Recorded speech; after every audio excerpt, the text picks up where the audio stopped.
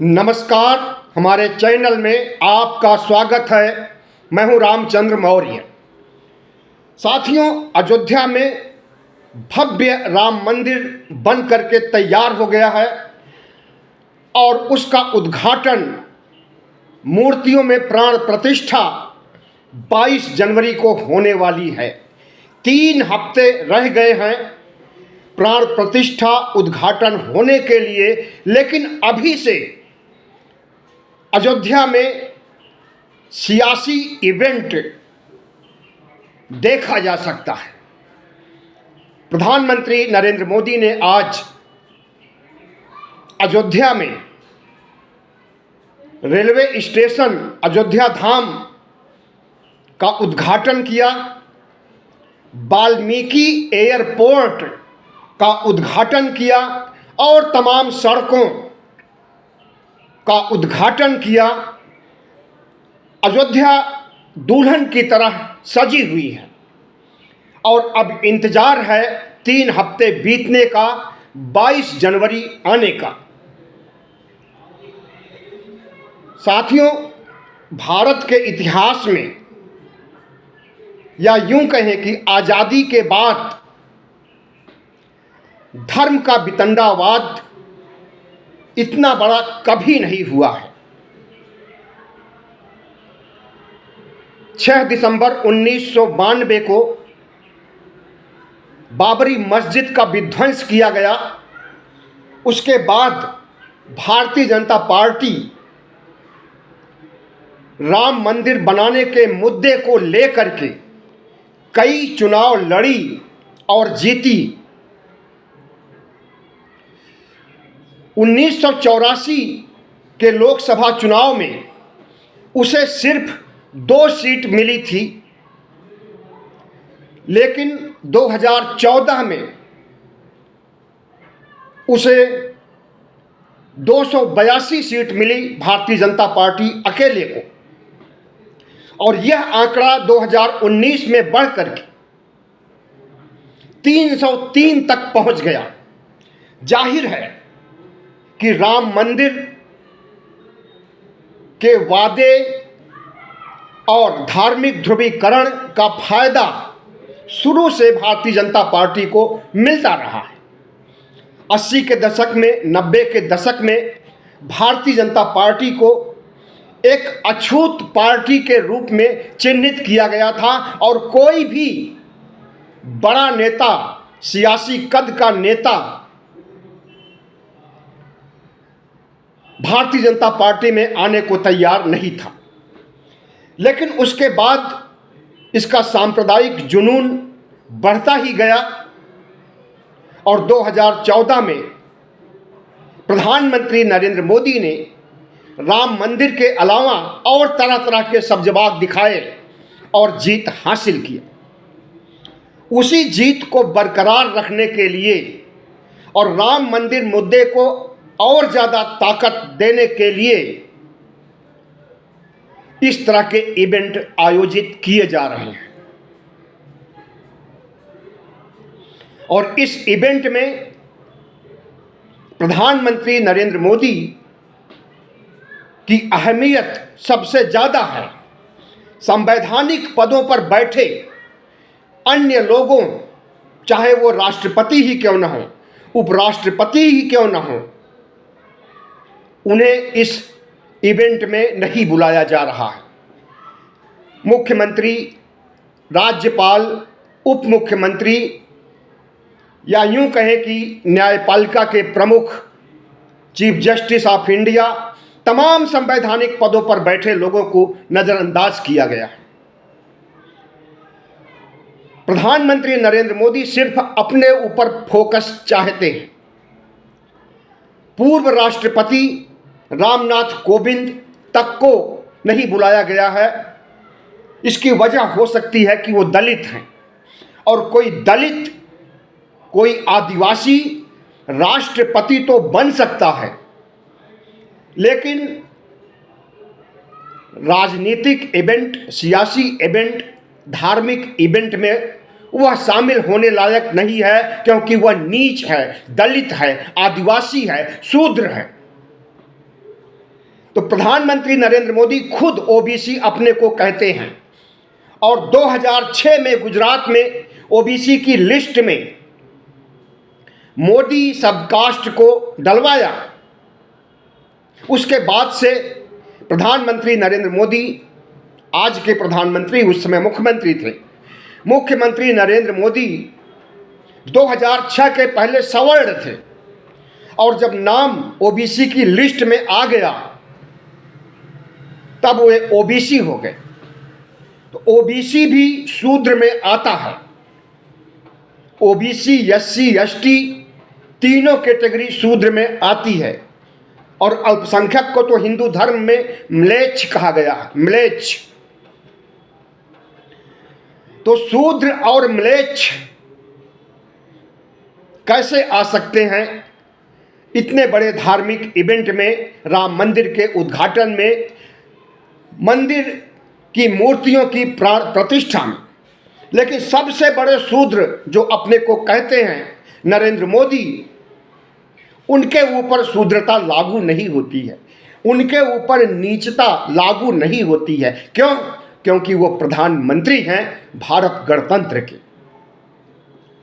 तो प्रधानमंत्री नरेंद्र मोदी जिस तरह से 2024 का चुनाव जीतने के लिए इवेंट कर रहे हैं, सियासी इवेंट, राजनीतिक इवेंट, कुछ भी नाम दिया जा सकता है। आज मैं इसके पीछे का सच आपको बताने जा रहा हूं। इसके पीछे का क्रूर सच का भंडाफोड़ करने जा रहा हूं। सबसे पहले तो आप जान लीजिए कि मंदिर अभी पूरी तरह से बन करके तैयार नहीं हुआ है। 1/4 काम मंदिर का पूरा हो पाया है, लेकिन 2024 चुनाव की हड़बड़ी इतना ज़्यादा है कि प्रधानमंत्री नरेंद्र मोदी 22 जनवरी को ही उसका उद्घाटन कर देना चाहते हैं। और जब उद्घाटन हो जाएगा तो देश भर में जुलूस निकाला जाएगा। विश्व हिंदू परिषद, आरएसएस और तमाम संगठनों द्वारा उस जुलूस का क्या हश्र होगा कुछ नहीं कहा जा सकता है। सांप्रदायिक दंगे भड़कने की भी संभावना है, क्योंकि जब जब चाहे रामनवमी हो, चाहे कृष्ण जन्माष्टमी हो, उस दिन जब जुलूस निकलता है तो कोई न कोई दंगा जरूर होता है। जब वह जुलूस मस्जिद के सामने से गुजरता है तो दंगा होता है। हरियाणा में हुआ और कई राज्यों में हुआ, कहाँ कहाँ नाम लिया जाए, मुजफ्फरनगर हुआ, बिहार में हुआ, हर जगह होता रहता है। तो राम मंदिर का इवेंट जो 22 जनवरी को किया जा रहा है, इसके बाद भी दंगा भड़कने और दंगा भड़कने पर उसका सियासी फायदा उठाने के लिए नरेंद्र मोदी ये सब कर्मकांड कर रहे हैं।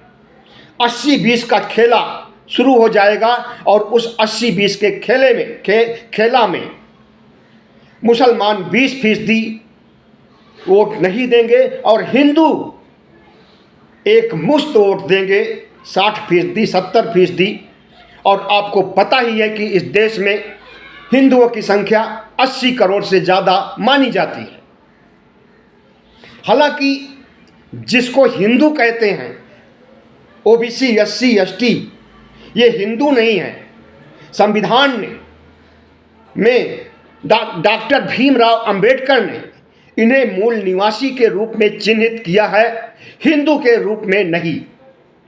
लेकिन इन्हें हिंदू माना जाता है और ओबीसी, एससी, एसटी के बहुतेरे लोग भी जो कि अनपढ़ हैं, गंवार हैं, अपने को हिंदू मानते हैं। और जितने अनपढ़ गंवार ईश्वर को मानते हैं, धार्मिक कर्मकांड करते हैं, अंधविश्वास पाखंड में विश्वास रखते हैं, वे नरेंद्र मोदी को वोट दे सकते हैं, जैसे 2014 और 2019 में दिया था। अगर ऐसा होता है ध्रुवीकरण इस तरह का, तो निश्चित है कि इंडिया की हार होगी और प्रधानमंत्री नरेंद्र मोदी और एनडीए की जीत होगी। अब इस राम मंदिर मुद्दे का काट क्या है, राहुल गांधी के पास, मल्लिकार्जुन खड़गे, सोनिया, नीतीश, शरद पवार, उद्धव ठाकरे, जितने भी घटक दल की पार्टियां हैं, इस पर विचार मंथन कर रही हैं और राम मंदिर का काट निकालने जा रही हैं। 22 जनवरी तक काट निकल भी आएगा। तो मंदिर का चौथाई भाग बना है और उसी का उद्घाटन होने जा रहा। पूरा मंदिर बनने का इंतजार प्रधानमंत्री नरेंद्र मोदी नहीं कर सकते हैं, क्योंकि इसमें लगभग 10 साल और लगेंगे और जितनी हड़बड़ी में इसका उद्घाटन किया जा रहा है, उससे निश्चित रूप से आभास हो गया है, विश्वास हो गया है कि सिर्फ और सिर्फ 2024 के मद्देनजर ऐसा किया जा रहा है। और इस बीच मंदिर ट्रस्ट के प्रमुख चंपत राय इतना उत्साहित हो गए, अति उत्साहित हो गए कि उन्होंने नरेंद्र मोदी को विष्णु का 11वां अवतार घोषित कर दिया। अभी तक 10 अवतार माने जाते थे विष्णु के। 10वें अवतार के रूप में गौतम बुद्ध को ब्राह्मणों ने रखा है, लेकिन बौद्ध धर्म मानने वाले कोई भी नहीं विश्वास करते कि तथागत बुद्ध विष्णु के अवतार थे। लेकिन प्रधानमंत्री नरेंद्र मोदी विष्णु के अवतार हैं, ऐसा मंदिर ट्रस्ट का प्रमुख कह रहा है।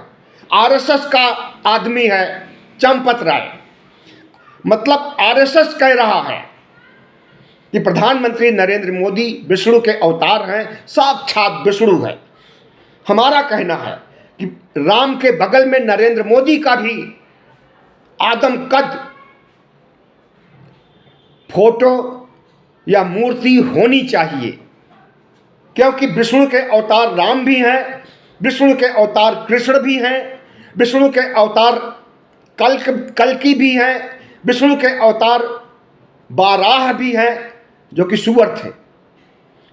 तो इन सब को राम के साथ स्थापित किया जाना चाहिए, सुअर को भी, प्रधानमंत्री नरेंद्र मोदी को भी, कल्की को भी, कृष्ण को भी। तब जाकर के इनका 11वां अवतार सार्थक माना जाएगा और सबकी पूजा होनी चाहिए। नरेंद्र मोदी की ज़्यादा पूजा होनी चाहिए, क्योंकि ये प्रधानमंत्री भी हैं। तो जिस तरह से पॉलिटिकल इवेंट के रूप में राम मंदिर को प्रचारित किया जा रहा है और जिस तरह से विपक्ष को कहीं निमंत्रित किया गया है और किसी को निमंत्रित नहीं किया गया है, हम तो समझते हैं कि वामपंथी पार्टियां जिन्हें निमंत्रित किया गया उन्होंने आने से इनकार कर दिया। सीताराम येचुरी ने कहा कि धार्मिक कर्मकांड अलग होता है और पॉलिटिकल इवेंट अलग होता है, और जब धर्म में पॉलिटिक्स को घुसा दिया गया है और राम को, भगवान को, ईश्वर को चुनाव जीतने का साधन मान लिया गया है, तो ऐसे इवेंट में हम नहीं जाएंगे। कम्युनिस्ट पार्टी की जो दूसरी पार्टी है उसने भी इनकार कर दिया है कि हम इसमें नहीं आएंगे। उद्धव ठाकरे निश्चित नहीं कर पा रहे हैं कि इसमें आए या ना आए।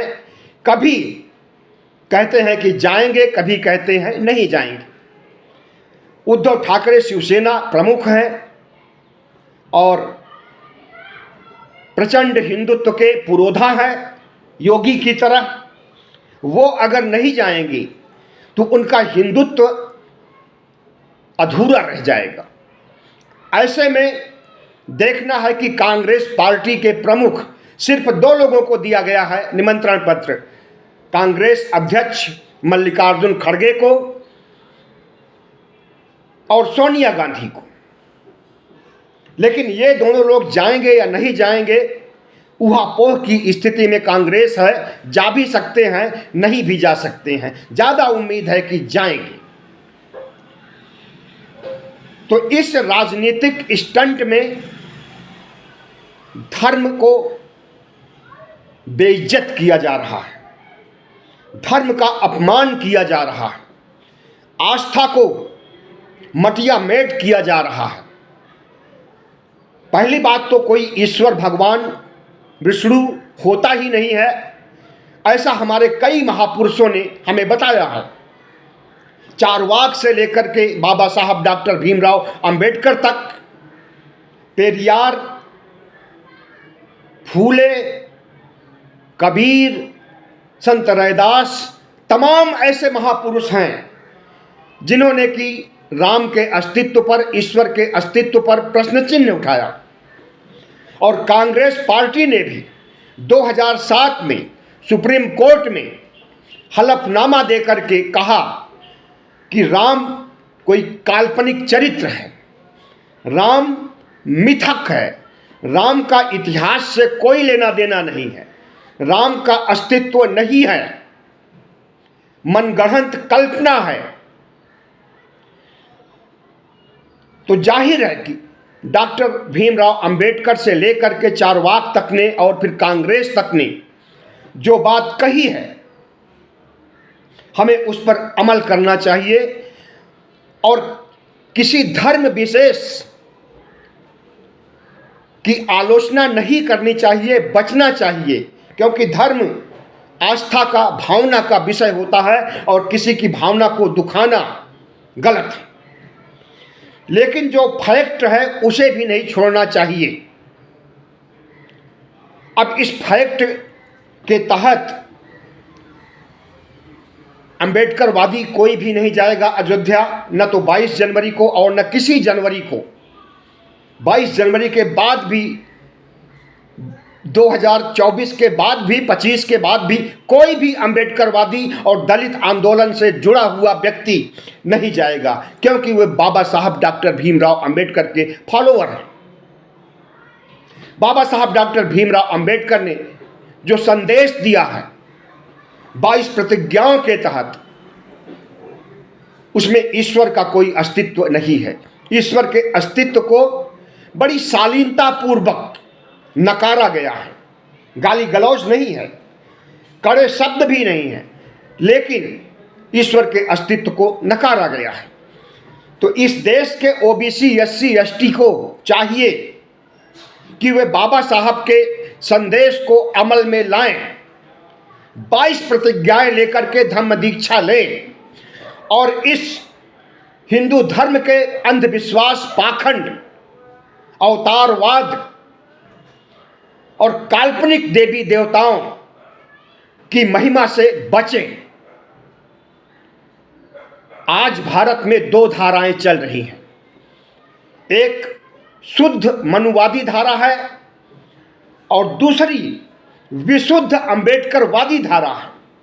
मनुवादी धारा हमें अंधविश्वास, पाखंड की ओर ले जाती है, हमें हिंदू राष्ट्र की ओर ले जाती है, हमें राजतंत्र की ओर ले जाती है, हमें मनुस्मृति को संविधान बनाए जाने की ओर ले जाती है।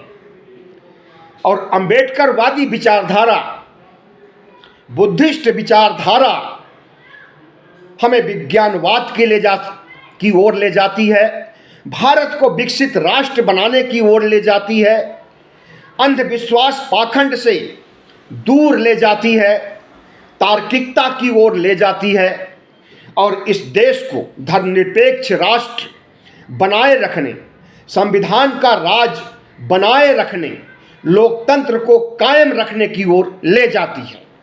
इन 2 धाराओं में आपको चुनाव करना है कि कौन सी धारा आपके अनुकूल है, किस धारा में चल करके आपके बच्चों का भविष्य, आपका भविष्य सुरक्षित रह सकता है। एक धारा है जो आपको गुलामी, अंधविश्वास, पाखंड, वर्ण व्यवस्था की ओर, मनुस्मृति की ओर, हजारों साल पहले पुराने ढर्रे पर ले जाना चाहती है। दूसरी धारा अंबेडकरवाद और बुद्धिज्म की है, जो आपको प्रगति की ओर, आपके बच्चों को विकास की ओर और इस देश के विकास की ओर ले जाती है, आपको शूद्रत्व से, नीचता से मुक्ति दिलाती है। हमें ऐसी ही धारा का वर्ण करना चाहिए। जहाँ तक राम मंदिर उद्घाटन, मूर्तियों में प्राण प्रतिष्ठा की बात है, तो हम इसको सिरे से नकारते हैं। कि किसी मुर्दा को जिंदा नहीं किया जा सकता और किसी पत्थर की मूर्ति में प्राण प्रतिष्ठा करके उसे जीवित नहीं किया जा सकता। क्या राम भगवान 22 जनवरी के बाद जिंदा हो जाएंगे? हम आपकी तरह बोल सकेंगे? हम आपकी तरह हरकत में आएंगे और इस देश से अन्याय को मिटाएंगे जैसे त्रेता युग में मिटाया था? हमें ऐसा नहीं लगता और ऐसा हो भी नहीं सकता। वैज्ञानिक सच को नकारा नहीं जा सकता। प्राण प्रतिष्ठा के बहाने ओबीसी, एससी, एसटी को मूर्ख जरूर बनाया जा सकता है और पहले बनाया भी गया था, लेकिन जब ओबीसी, एससी, एसटी में चेतना आ रही है, शिक्षा का संचार हो रहा है, अंबेडकरवाद का दायित्व तो अंबेडकरवाद बढ़ करके इतना ज़्यादा आगे बढ़ चुका है कि हम इन पाखंड और अंधविश्वास से मुक्ति पा रहे हैं। ऐसी घड़ी में फिर से हमें मनुस्मृति के जाल में फंसाने की कोशिश की जा रही है, राम मंदिर के जाल में फांसने की कोशिश की जा रही है। सावधान रहिए ओबीसी, एससी, एसटी के लोगों, बहुजन समाज के लोगों। इस इवेंट में तमाम मठाधीश, शंकराचार्य, साधु संत आएंगे, लेकिन एक शंकराचार्य मठाधीश का एक वर्ग ऐसा है, साधु संतों का एक वर्ग ऐसा है जो नरेंद्र मोदी को विष्णु का अवतार बनाने से खफा है, आक्रोशित है, और वह साधु संत, शंकराचार्य, मठाधीश बहिष्कार कर रहे हैं 22 जनवरी के इवेंट का।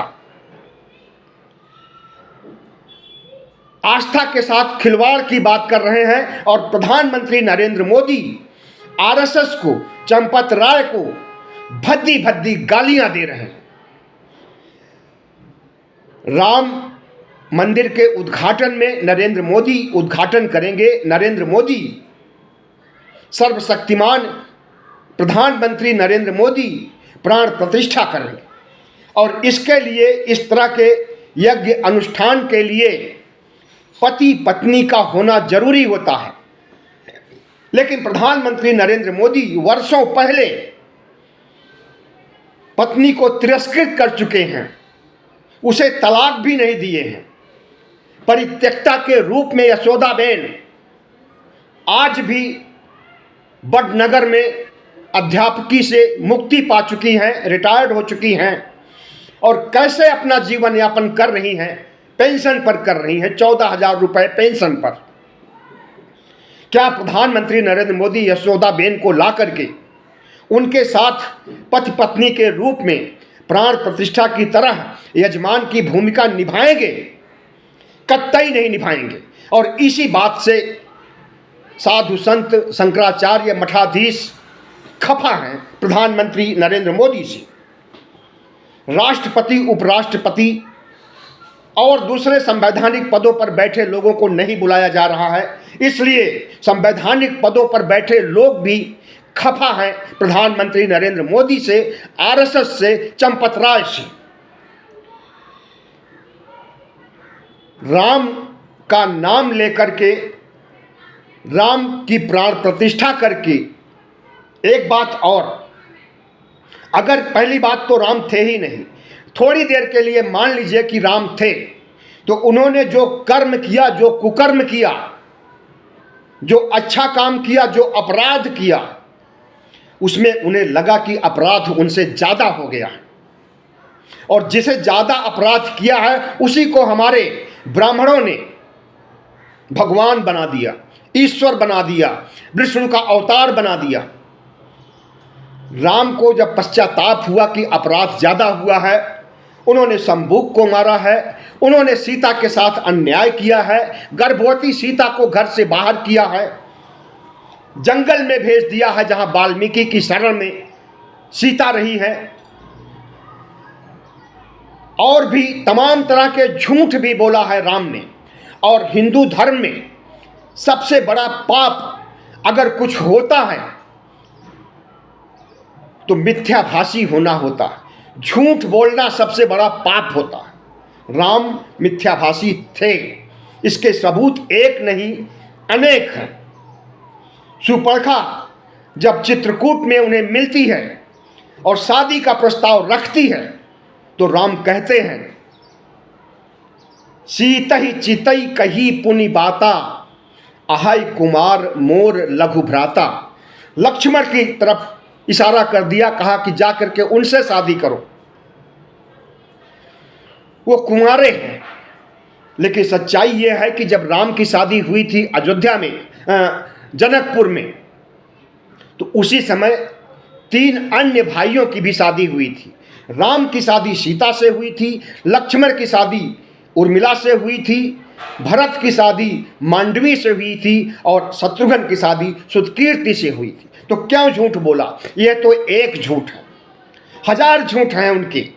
लक्ष्मण को जब बाण लगता है, मेघनाथ धराशायी कर देता है, घायल हो जाते हैं, मूर्छा अवस्था में आ जाते हैं, मौत होने वाली होती है, हालांकि मौत होनी हुई नहीं।